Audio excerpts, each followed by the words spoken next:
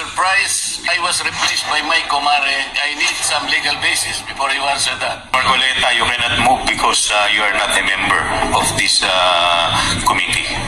It's good that you embrace that, Mr. Chair. I am the vice chair of this committee. On September 4, I was surprised because I saw the journal that I was replaced by my comare. The question is, if I am replaced as a vice chair, does that automatically mean that I am removed as a member of this committee? Before you answer that, Mr. Chair, I think I need some legal basis before you answer that. Yes, your removal from the vice chair, you were removed in the plenary session, House Rules.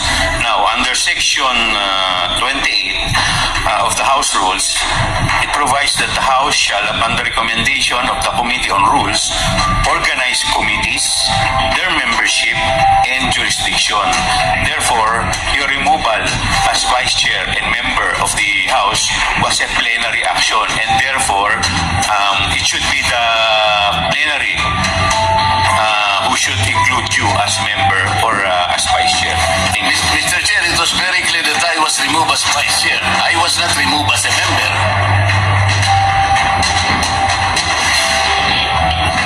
Because you were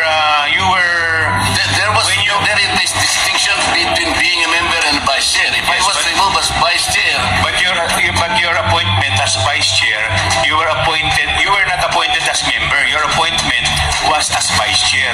So hindi naman po kayo in-appoint muna as member bago kayo ginawang vice chair. Your immediate appointment was as vice chairman, and therefore your removal as vice chair will remove you as member also. Yung po yun. And it's a plenary action. The committee has nothing to do with it. That is your opinion, Mr. Chair, but I am expecting that some kind of a basis should be presented that upon removal of a vice chair, that automatically also removes him as a member of that committee. That's all I am asking, Mr. Chair. Point of order, Mr. Chairman. We have already answered the